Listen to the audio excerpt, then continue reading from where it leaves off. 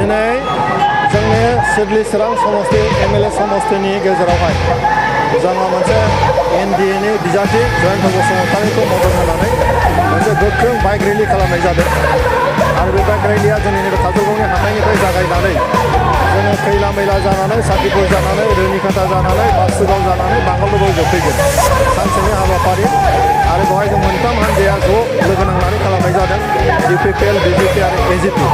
गासै 800निफ्राय 1000से बाइकआ बहाय सालायनाय जादों खोब मोजां मोनसे परिबेस रायजो राजाफोरखौ मोनसे सावगारि जोङो नुबाय जे फैगौ बिसायख'थियाव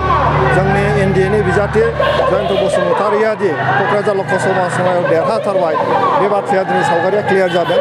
आरो बयबो रायजो राजाफोरनि खुगायाव बे बाथ्राया फैबाय जे NDA-नि बिजाथि UPPL-नि बिजाथि जयन्त बसुमतारीया देरहासिगोन बिथांखौ जोंहा देरहाहोनांगौ BTC-आव प्रमद बर' बिथांनि दैदेननायाव जेरैबायदि मोनसे सान्थि आरो जौगानायनि हाबाफारि जागासिनो दङ आसामाव जेरै डक्टर हेमन्त बिश्व शर्मानि दैदेननायाव आसामाव जेरै मोनसे सान्थि आरो जौगानायनि हाबाफारि जागासिनो दङ भारतनि प्रधान मन्त्रि नरेन्द्र मदिनि दैदेननायाव जेरैबायदि भारतआ मोनसे जौगानाय लामायाव थांगासिनो दङ गतिके रायजोफ्रा बयबो लुबैदों जे भारतनि थामथि खेबनि थाखाय प्रधान मन्त्रिखौ जोंनि नरेन्द्र मदिखौ नांगौ आसामाव डक्टर हेमन्त बिश्व शर्माखौ नांगौ जोंनि BTC-आव प्रमद बर'खौ नांगौ गतिके बे गासै बे मोनथाम इन्जिना BTC-आव मावगासिनो दङ बे गासै थासारिखौ बयबो हास्थायनायलाय जों एबार स्पष्ट बुंनो हायो एबार जोंनि जयन्त बसुमतारीया बिथाङा देरहागोन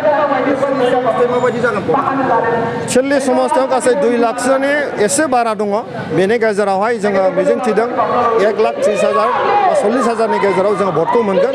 आरो फिक्सारा बिराद मोजां रायजो राजाफोरा बयबो लुबैनानै दंखायो सिडली समस्तियाव आरो सिडली समस्तिया जाबाय मा MLA जाय बिथाङा MLA-खा बिथाङा दिनै MP-नि बिजाथि जयन्त बसुमतारीया बे समस्तिनि MLA गतिके बिथाङा हाइस्ट भट लानानै जोंनि जे 9टा जे मोनसे MLA समस्ति दं क'क्राझार लकसभायाव बेनि गेजेराव सिडलीयावनो बांसिन भट लानानै बिथाङा देरहासार जागोन